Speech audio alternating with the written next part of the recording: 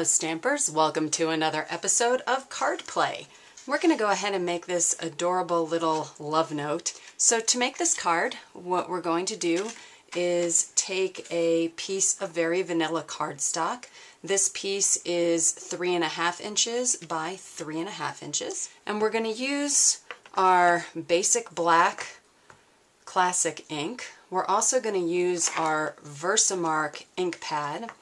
And we're going to use our Artistic Etchings stamp set, and I'm going to take this image of the Eiffel Tower.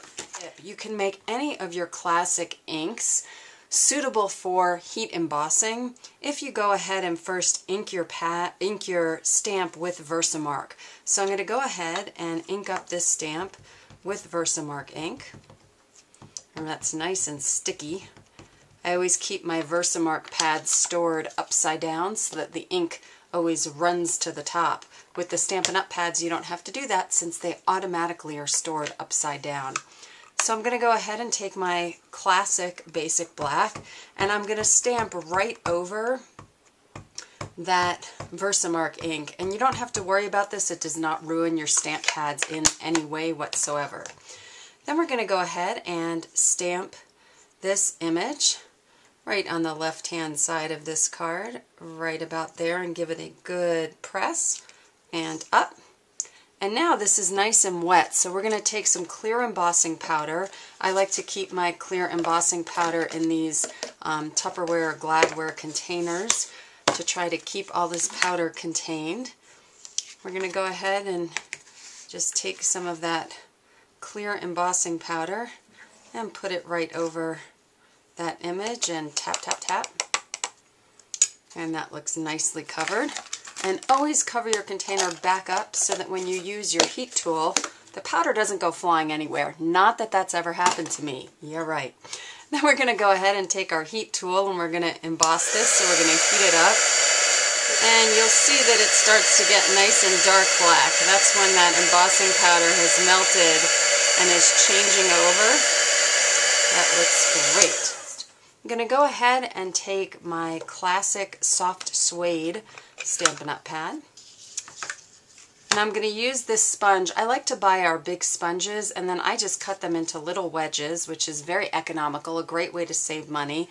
And then we learned this great tip at Leadership last year to use your round tab punch and punch out the color of the cardstock that you want this sponge to be, and then staple it on there. It's been a great way to keep my sponges nice and sorted.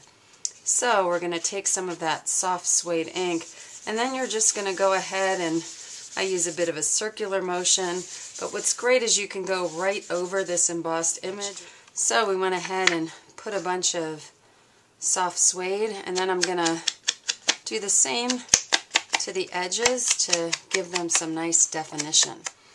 Great. We're going to actually use this same soft suede ink, and what we're going to do is take another stamp and go ahead and ink that up. And then I'm just going to stamp a little bit right in this corner, a little bit off the edge. I'm going to do that again here in this corner, just to add some interest. And we're also going to take this image from the same stamp set, ink that up, and place that somewhere around, maybe here. The next step we're going to do is we're going to make this Amour label. To do that, we're going to need a piece of crumb cake cardstock. And just like we did with the Eiffel Tower, we're going to ink this Amour stamp up, first with our Versamark, and then again with our basic black classic stamping pad. Since what I want to do is once again emboss this, you could also use just the Versamark and then black embossing powder. I don't know about you though, I'm not a big fan of black embossing powder because it seems I always have some black embossing powder that gets scattered somewhere and heated onto the card. I don't seem to have a similar issue when it comes to this clear embossing powder, so I stick with clear a lot.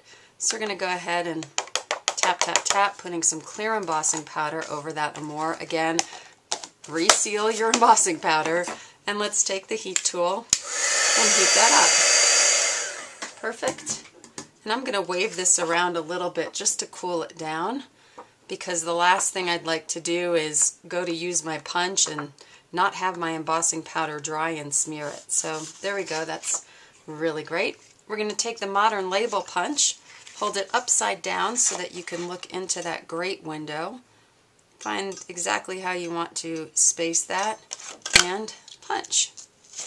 We're going to take our soft suede ink again and go ahead and, of course, sponge the edges. Let's go ahead and place this down. This is about where I want my Amour to be on this card. So now I'm going to pierce through both layers. Why I want to do that is so that when I actually open the prongs of my brads, that they're all the way back behind this. Sometimes with a smaller punched out piece, the prongs are more difficult to hide. So went ahead and that's pierced through. And then I'm going to take a couple of brads. These are, I guess, like an antique-y silver color. And, oops, going to go ahead and push that brad through. You can also leave your piece, which might be a little bit easier. Leave your piece on this little pad and just poke them right through, and then you can lift it up. And we're going to go ahead and open up those great little prongs. This one is actually 3 1/4 by 3 1/4. This one is 3 1/2 by 3 1/2. And we're going to go ahead and snail this piece right onto the black. Center it as best as you can, eyeball it, and push it down. Now we're going to take our crop-a-dile and use the, I guess this bigger hole, I'm thinking. And we're going to be placing a ribbon on this card, so I'm going to come in, I don't know, about that far, and punch a hole. This is a nice way to add ribbon onto a card without using a whole lot of ribbon and wrapping the ribbon around the entire card.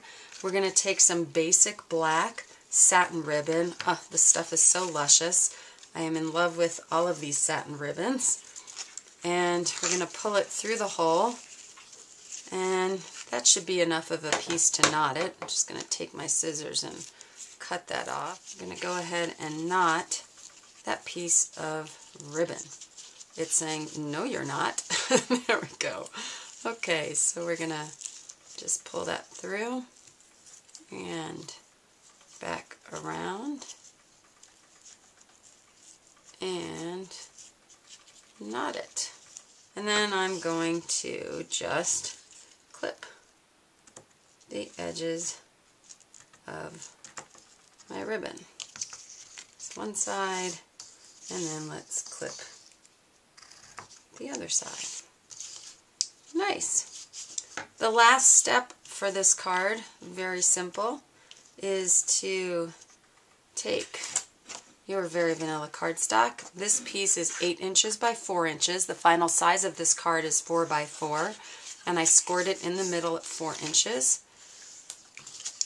And I actually use dimensionals to pop this up on here, and I'm actually realizing that it looks like for this card I started off with a Whisper White, and you can see the difference using Very Vanilla or Whisper White with the soft suede ink. This one has a little bit more aged feel. This one's a little bit lighter. I kind of like this one that I just made with you. And to put this onto the card, I use dimensionals to pop this up. And you just need to remove the adhesive from those dimensionals and place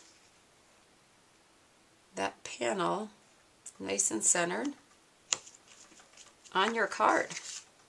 And there you have it. That is your little Amour love note that you can leave for your loved one somewhere sitting around the house to surprise them. Thank you for joining me for this episode of Card Play. I hope you've enjoyed this project, and I look forward to seeing you again here in the craft room.